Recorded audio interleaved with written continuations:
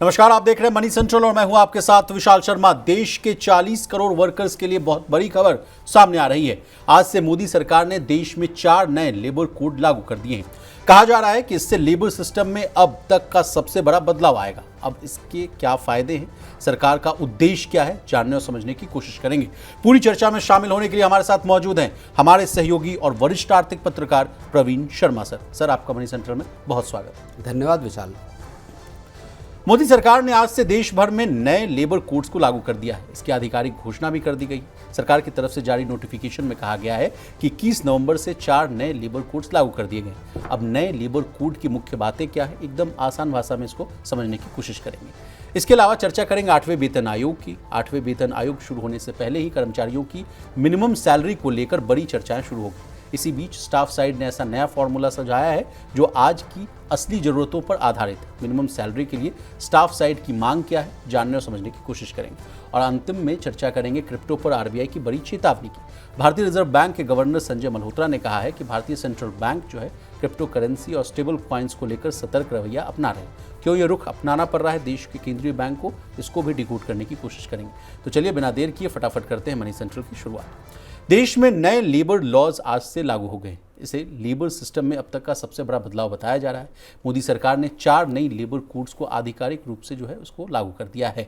सरकार का दावा है कि ये सिर्फ कानूनी अपडेट नहीं है बल्कि भारत के 40 करोड़ से ज़्यादा कामगारों के जीवन में एक ऐतिहासिक रिफॉर्म लाएगा। नई लेबर कोड सबसे पहले हर वर्कर को टाइम पर मिनिमम वेतन की गारंटी देती है। कहा जा रहा है कि अब देरी, मनमानी और शोषण की गुंजाइश जो है खत्म होगी। युवाओं के लिए जॉब में जो है नियुक्ति पत्र जो है अनिवार्य कर दिया गया है ताकि नौकरी शुरू होते ही उनका अधिकार जो है पक्का हो जाए। महिलाओं के लिए इक्वल पे का साफ नियम लागू होगा जिससे वर्क प्लेस पर जो है जेंडर बेस्ड भेदभाव पर लगाम लगेगी।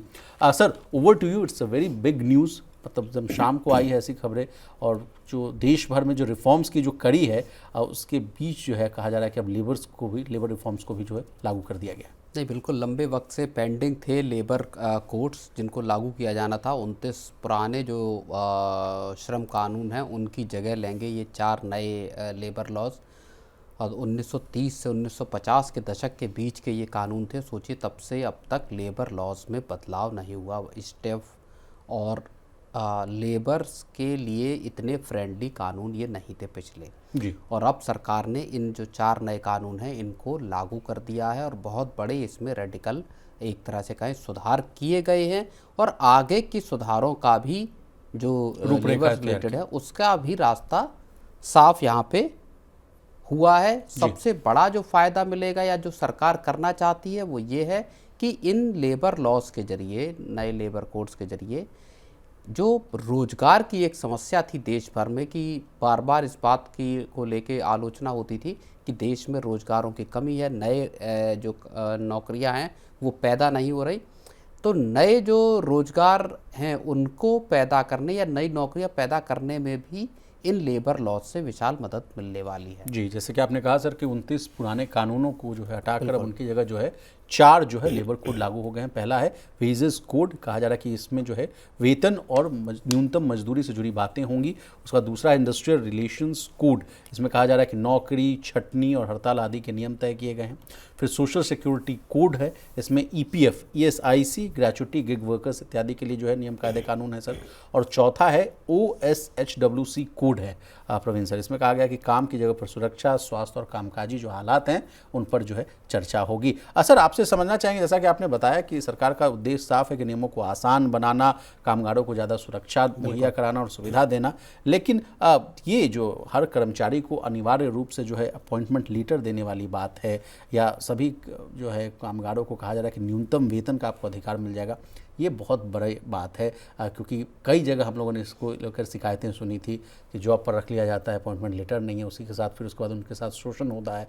फिर कई बार जो है कि न्यूनतम वेतन को लेकर भी कई समस्याएं होती हैं। एक जो यूनिवर्सल फ्लोर जो वेज है उसको इन कानूनों के तहत तय किया गया है। यानी इस एक जो तय लिमिट है उससे नीचे का वेतन कोई भी संस्थान, कोई भी कंपनी कर्मचारियों को नहीं दे पाएगी जी।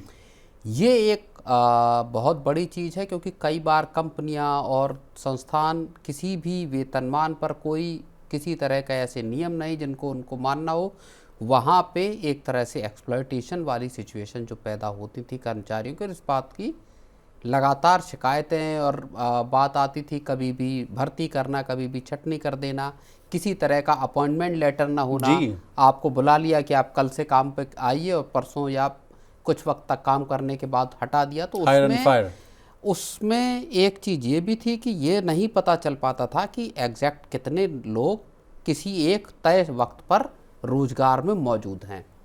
सरकार को यहाँ से जो डेटा है बेरोजगारी का, नौकरियों का डेटा, उसको लाने में मदद मिलेगी। सिस्टम को फॉर्मलाइज बनाने में भी यहाँ से जो औपचारिक या जो संगठित क्षेत्र के जो कर्मचारी हैं, वहाँ पर चीज़ों को लाने में भी सरकार को यहाँ से मदद मिलेगी। लेकिन सर एक इसमें इस पॉइंट में बहुत अच्छी बात ये मैं देख रहा हूँ कि गिग और जो है प्लेटफॉर्म वर्कर्स को जो है सोशल सिक्योरिटी देने की जो बात कही जा रही है, इससे तो मतलब सर ओला ड्राइवर समझिए, स्विगी डिलीवरी बॉयज़ और तमाम लोग जो स्टार्टअप, जो नए स्टार्टअप्स के तहत जो काम करते रहते हैं, रोड पर काम करते रहते हैं, उनके लिए जो कहा जा रहा है कि अब पीएफ, बीमा, इंश्योरेंस जैसी सुविधाओं की जो है व्यवस्था बनाई जाएगी। बिल्कुल, ये बहुत अच्छा कदम है सर। बिल्कुल, देखिए गिग वर्कर्स को लेके हम कई बार हम बात करते हैं, उनको सोशल सिक्योरिटी नेट में लाने की जरूरत, सिक्योरिटी नेट नहीं है, उनके कामकाज के तरीके या कामकाज के घंटे या जिस तरह का वर्कलोड है, उस सब को देखते हुए ना तो उनके पास सोशल सिक्योरिटी है, ना दूसरे बेनिफिट्स हैं जो एक ऑर्गेनाइज्ड सेक्टर के एम्प्लॉय को मिलते हैं। अब सरकार ने साफ तौर पर कर दिया है, नए जो वेज कोड या लेबर कोड जो लाए गए हैं उसके ज़रिए कि आपको पूरा सोशल सिक्योरिटी कवरेज मिलेगा। ईएसआईसी के जो आपके इंश्योरेंस स्कीमें हैं उनका फ़ायदा मिलेगा आपको ईपीएफ और यहाँ पे जाने में मदद मिलेगी, इलाज के लिए आपके पास इंश्योरेंस होगा।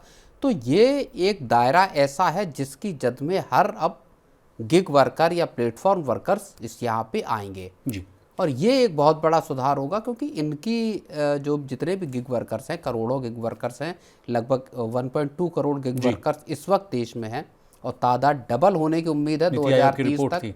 बिल्कुल, तो 2030 तक 2.5 करोड़ के आसपास गिग वर्कर्स अगर होने वाले हैं। एक बड़ी गिग इकोनॉमी में जब क्वालिटी जॉब्स की बात आती है तो वहाँ इनके सोशल सिक्योरिटी की भी बात आती है, तो उसको पूरा करने की भी साफ तौर पे रूपरेखा इन लेबर लॉज पे है। लेकिन सर एक और महत्वपूर्ण जो है बात सामने आ रही है वो है कि देश की 50% आबादी यानी महिलाओं को लेकर जो है बड़ा कदम उठाया गया है।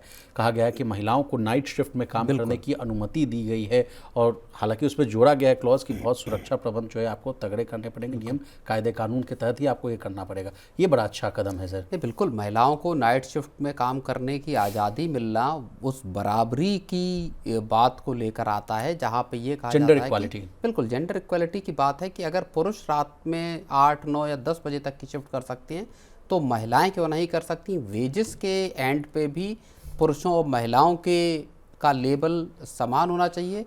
साथ ही हर सेक्टर में महिलाएं अब नाइट शिफ्ट कर सकती हैं, ये भी बात है। ऐसा नहीं है कि सिर्फ जो ऑफिस जॉब कर रही हैं वही कर सकती हैं। आप न्यूज़रूम में बता रहे थे कि माइनिंग में बिल्कुल, माइनिंग जैसे सेक्टर में भी महिलाएं नाइट शिफ्ट कर सकती हैं, लेकिन आपको सुरक्षा के पुख्ता इंतजाम यहाँ पे करने होंगे। इसके अलावा सर कहा जा रहा है कि 40 साल के ऊपर के कर्मचारियों का जो है फ्री सालाना जो है हेल्थ चेकअप करने की भी बात कही जा रही है। फिर फैक्ट्रियों कंपनियों के जो नियम है उसको सरल किया जा रहा है। कहा जा रहा है कि एक ही रजिस्ट्रेशन और एक ही रिटर्न पर जो है सारे काम होते हुए दिखेंगे। पहले कहा जाता था कि 10 से 15 तरह के फॉर्म्स रजिस्ट्रेशन जो है वो थे, अब उसको सब स्ट्रीमलाइन कर एक कर दिया गया है। इसके अलावा फिर मजदूरों की जो है सुरक्षा के लिए जो है नई राष्ट्रीय सुरक्षा बोर्ड की स्थापना करने की बात कही गई है। विवादों का जो कहा जा रहा है कि तेज से निपटारा किया जाएगा, यानी जो ग्रीवांस रिड्रेसल वाली जो बात है उसको भी सुनिश्चित करने की बात कही जा रही है। इसके अलावा एक लास्ट पॉइंट है जिस पर मैं डिस्कशन आपसे करना चाहूँगा सर, वो कहा जा रहा है कि राज्यों को अपने नियम भी बनाने होंगे इनको लेकर। जिस तरह से जो स्टेट का जो कॉन्सेप्ट है उसको भी ध्यान में रखा गया है। कहा गया है कि भाई आप राज्य हैं,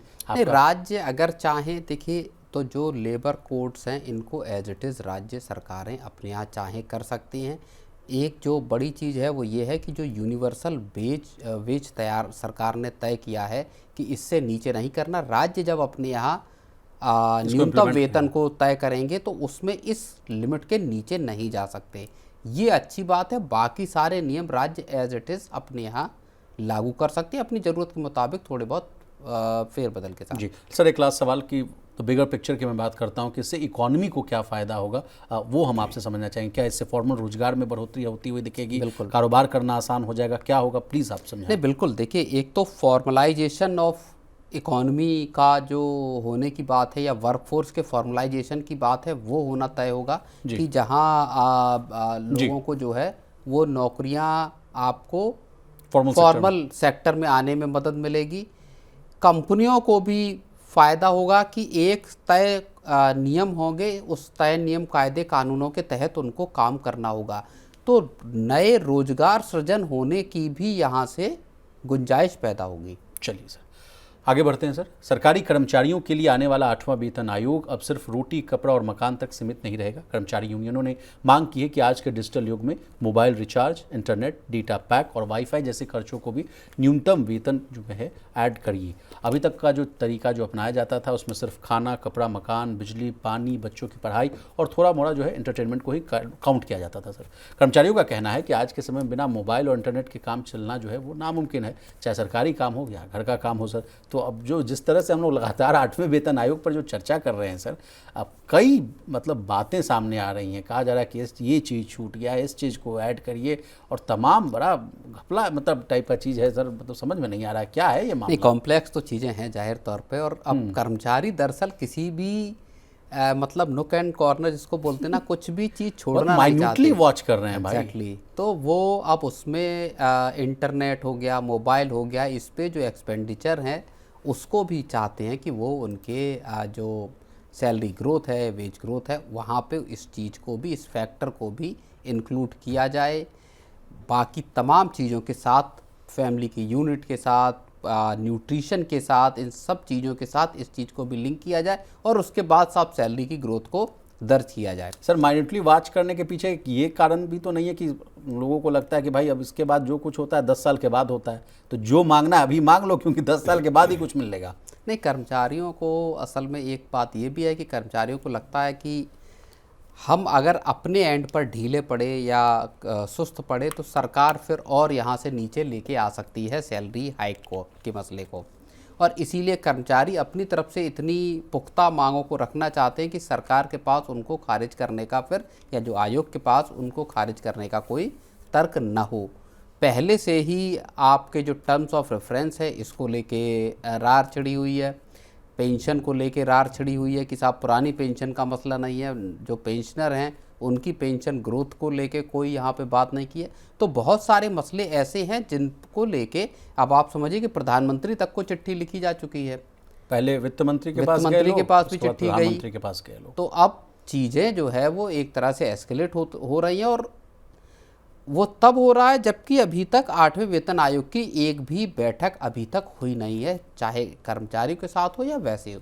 तो बैठक अभी हुई नहीं है, उसके पहले ही चीज़ें गरमा रही हैं और कर्मचारी अपनी जो अलग अलग संगठन है उनकी डिमांड्स लगातार आती जा रही है। सर, इसके अलावा कहा जा रहा है कि 7वें वेतन आयोग में जो न्यूनतम वेतन था वो 18,000 रुपये रखा गया था और कहा गया कि उस समय जो फॉर्मूला अपनाया गया था वो 1957 के ILO कन्वेंशन पर आधारित था, यानी बहुत पुराना था और आज की ज़रूरतों से जो है ये मैच नहीं खाता, यानी मेल नहीं खाता है।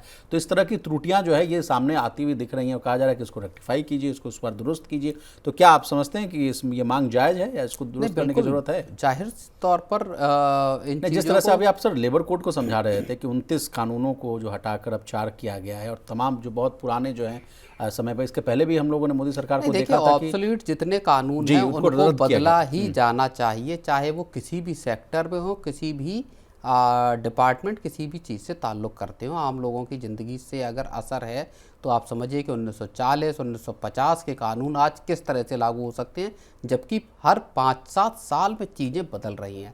दुनिया जिस तेज़ी से बदल रही है उसमें आपके 1930, 40 या 50 के कानून काम नहीं करेंगे।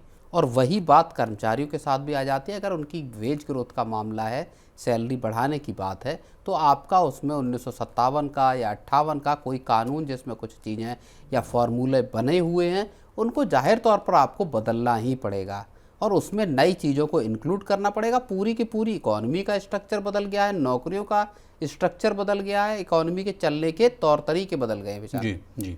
वहाँ अगर आप इन चीज़ों को अछूता रखते हैं, चाहे मोबाइल और इंटरनेट का ही बिल क्यों ना हो, इन चीज़ों पे खर्च है, इन चीज़ों पे खर्च तो है ही।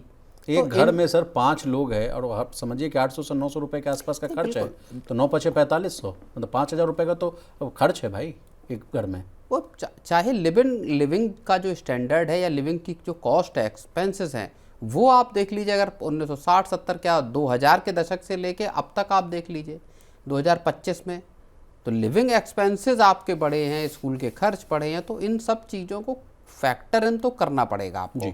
अब सर इसी बीच सर अगर सरकारी कर्मचारियों की बात हो रही तो प्राइवेट सेक्टर के कर्मचारियों की भी बात कर लेते हैं सर। कल ही हम लोगों ने मनी सेंटर में इस बात को डिस्कस किया था कि उनके भी पेंशन की बात होनी चाहिए। उनका भी जो न्यूनतम जो पेंशन है वो 1,000 रुपये के आसपास अभी जो है स्थिर पड़ा हुआ है, उसमें भी बढ़ाने की बात कही जा रही है। 750% की बढ़ोतरी की मांग की जा रही है कि भाई 7,500 कर दो। लेकिन कर्मचारी संगठनों से जब मैं बातचीत करता हूँ तो वो कहते हैं तो ये तो बहुत मुफीद है, इसको तो बहुत ज़्यादा और करने की जरूरत है। 30 से 35,000 रुपये तो कम से कम मिलना चाहिए। विशाल जी, इस पर आपका क्या कहना है? नहीं, हम नागराजू साहब ने तो ये बोला ही है। और इससे पहले जो सीबीटी की जो बैठक हुई थी बेंगलोर में, उसमें भी इस बात को कहा गया था कि साहब इस जो EPS 95 के तहत जो पेंशन है इसको बढ़ाया जाना ज़रूरी है, ये इससे काम नहीं चल सकता।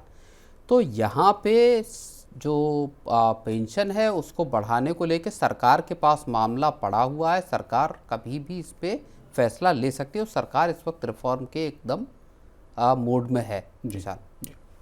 चलिए सर आगे बढ़ते हैं। पिछले 24 घंटों में क्रिप्टो की दुनिया में बड़ी गिरावट आई, मतलब हाहाकार मचा हुआ। निवेशकों के 17 लाख करोड़ रुपए सुहा हो गए। बिटकॉइन, इथेरियम, सोलाना में 7% से ज़्यादा की गिरावट आई।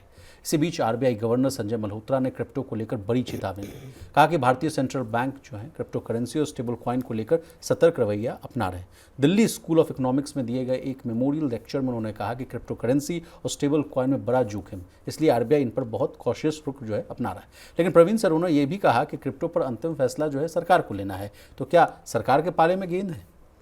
नहीं, बिल्कुल सरकार के पाले में गेंद तो खैर काफ़ी वक्त से है, लेकिन सरकार के हाथ खुद कांप रहे हैं क्रिप्टो पे किसी भी तरह का फैसला लेने में। पिछले कुछ सालों में अगर 21-22 से आप देखेंगे तो सरकार ने न तो कोई रेगुलेशन बनाया और ना ही क्रिप्टो को बैन किया। लेकिन एक काम सरकार ने जरूर किया कि अगर प्रॉफिट होता है आपको क्रिप्टो के खरीद फरोख्त में, तो फिर वहाँ आपको 30% का टैक्स देना पड़ेगा। रिजर्व बैंक बिल्कुल शुरुआत से कैटेगोरिकली इस बात को लेके अड़ा हुआ है कि हमको क्रिप्टो करेंसी के जोखिमों को समझना होगा। भारत जैसे देश में क्रिप्टो करेंसी को बढ़ावा सरकारी तौर पर नहीं दिया जा सकता। 1 महीने पहले ही RBI गवर्नर का स्टेटमेंट भी है सर कि उन्होंने कहा कि हम अपनी डिजिटल करेंसी को ना प्रमोट करें, और क्यों हम इसको करें। और इस बीच में 2 गवर्नर आ गए हैं। इससे पहले गवर्नर शक्तिकांत दास थे, उनका भी सेम रुख था, और अब नए गवर्नर जो आए हैं संजय मल्होत्रा, उनका भी सेम रुख है कि क्रिप्टो करेंसी को लेके बहुत सतर्क रहने की ज़रूरत है। इसके जरिए मनी लॉन्ड्रिंग से लेके तमाम तरह के जो आपराधिक चीज़ें हैं वो गतिविधियां संचालित होती हैं। सरकार कैसे कंट्रोल करेगी, इस पर कैसे निगरानी रखी जाएगी। टेरर फंडिंग है, ऐसे तमाम चीज़ें, एक्सटॉर्शन है, ये सब काम और दुनिया भर में ये चीज़ें हो भी रही हैं। लेकिन अब चूंकि पूरा का पूरा मसला इसलिए फोकस में आया क्योंकि अमेरिकन जो राष्ट्रपति हैं डोनाल्ड ट्रंप, उन्होंने पूरा क्रिप्टो को लेके, स्टेबल कॉइन्स को लेके एकदम बुलिश कहें कि निर्णय कर रखे हैं। दुनिया भर में चाहते हैं कि क्रिप्टो करेंसी फले फूले जी। डॉलर की जगह क्रिप्टो करेंसी को, या क्रिप्टो करेंसी के बेस पे डॉलर को लगाना चाहते हैं। एक अंडरलाइंग एसेट जो है वो डॉलर रहे। लेकिन सर हालात ये है, 3 घंटे पहले की खबर है सर कि क्रिप्टो मार्केट का जो वैल्यूएशन है बिल्कुल 1 महीने में 100 लाख करोड़ घट चुका है। 30% कम होकर 261 लाख करोड़ पर आ गई है। बिटकॉइन जो 1.10 करोड़ से ये गिरकर अब 76 लाख पर पहुंच चुका है। तो इस तरह की जो है हाहाकार देखने को अचानक से क्रैश क्रिप्टो करेंसी में दिखाई दे रहा है पिछले। इसकी वजह क्या है ये भी हम आपसे जानना चाहेंगे। अचानक क्यों आई है बिकवाली? पूरी दुनिया में क्रिप्टो करेंसी को लेके अमेरिका में इस तरह की चीज़ें हुई हैं कि ये लग रहा है कि क्रिप्टो करेंसी के प्राइसेस या तो बहुत ऊपर चले गए या बाकी तमाम चीज़ें, तो अचानक से एक पूरा क्रैश। और इससे पीछे अगर आप देखो तो एक शार्प रैली भी वहाँ दिखाई दी थी। तो क्रिप्टो करेंसी को लेके भारत में और दुनिया भर के देशों में दरअसल रेगुलेटरी लेवल पे और सरकारों के लेवल पर अगर आप देखेंगे तो बड़ा डोलड्रम की सिचुएशन है, बड़ी कन्फ्यूजन की स्थिति है कि आखिर इनका करा क्या जाए जी। और भारत में भी यही हालात है। सरकार भी तय नहीं कर पा रही कि कोई एक रेगुलेटरी फ्रेमवर्क बनाए जिसके तहत लोगों को क्रिप्टो करेंसी खरीदने बेचने की इजाज़त हो। तो जी, लेकिन सर RBI एक तर्क ये भी दिया जाता है, सरकार के समक्ष दिया जाता है, आरबीआई के समक्ष दिया जाता है कि कई देश तो हैं वहाँ तो देखिए क्रिप्टो करेंसी को जो है बड़ा लीगलाइज कर दिया गया, तो आप क्यों पीछे हैं? तो इस पर आपका क्या तर्क होता है सर? नहीं, कई देशों में जाहिर तौर पे किया गया है, लेकिन क्रिप्टो करेंसी में सबसे पहली चीज़ और जिसको लेके रिजर्व बैंक या बहुत सारे जो जानकार हैं उनका ये कहना है कि इसके पीछे किसी तरह का अंडरलाइंग असेट है नहीं। बाकी जो असेट क्लास हैं उनके पीछे कोई ना कोई, गोल्ड के पीछे गोल्ड की वैल्यू है, एक मेटल है, और करेंसी के पीछे करेंसी की वैल्यू है एक, उसके पीछे पूरे देश की सॉवरन गारंटी होती है जी। इसी तरह शेयर मार्केट में शेयर्स अगर हैं तो उनके पीछे कोई कंपनी है, उस कंपनी की वैल्यूएशन, उस कंपनी का काम धंधा है। क्रिप्टो करेंसी के पीछे क्या है, एक पूरी तरह से डिजिटली क्रिएट किया हुआ टोकन या कॉइन जो भी कहें आप, वो तैयार किया हुआ है। उसकी वैल्यू कल को क्रैश करती है तो आपके पास उसके बदले में हासिल करने के लिए क्या है। रियल एस्टेट में आपके पास ज़मीन है या फ्लैट है या मकान है, अगर प्राइसेस क्रैश भी होते हैं तो आपके पास वो एक असेट पड़ा हुआ है जिसको आप चाहे बेच सकते हैं या रोक के रख सकते हैं कि ठीक है बाद में देखेंगे, मैं इसका इस्तेमाल कर सकता हूँ। जी। क्रिप्टो करेंसी का आप क्या करोगे? तो इस तरह के बहुत सारे जो बेसिक से सवाल हैं वो क्रिप्टो करेंसी को लेकर विशाल सामने आते हैं। अब प्रवीण सर, अब क्रिप्टो करेंसी की बात हो रही तो अपनी करेंसी पर भी बात कर लेते हैं। आज जो है इंडियन रुपी जो ऑल टाइम लो के आसपास है और 89.56 के आसपास ट्रेड करता हुआ दिख रहा है। ये बहुत चिंताजनक बात है, या वही स्टेटमेंट देना सही होगा कि रुपया कमज़ोर नहीं हो रहा है, डॉलर मजबूत हो रहा है? नहीं, देखिए, RBI गवर्नर ने अभी कल ही कहा है कि उनका रुपी मार्केट में कोई बड़ा इंटरवेंशन करने का इरादा नहीं है। ना उन्होंने रुपए के लिए कोई लिमिट तय की है कि किस लेवल पे जाएगा, किस लेवल पे नहीं जाएगा। यानी जो प्राइस बैंड की आप बात कर रहे हैं ना? बिल्कुल। दूसरी चीज़ ये है कि अमेरिका और भारत के बीच में जो ट्रेड डील होनी है उसको लेके भी बार बार जो संशय हो जाता है, वहाँ पे क्या ट्रेड डील हो पाएगी या नहीं, इसको लेके फिर सवाल खड़ा हुआ और उस वजह से रुपए फिर रिकॉर्ड लो पे एक जाता हुआ दिखाई दे रहा है विशाल। ओके सर, तो आज के मनी सेंट्रल में बस इतना ही। प्रवीण सर, आपका बहुत शुक्रिया, आपने कीमती समय निकाला, तमाम विषय को बहुत आसान भाषा में विस्तार से समझाने की कोशिश की। तो इसी तरह देश, दुनिया और बिजनेस जगत से जुड़ी तमाम ताज़ा तरीन खबरों के लिए बने रहिए हमारे साथ और देखते रहिए मनी नहीं।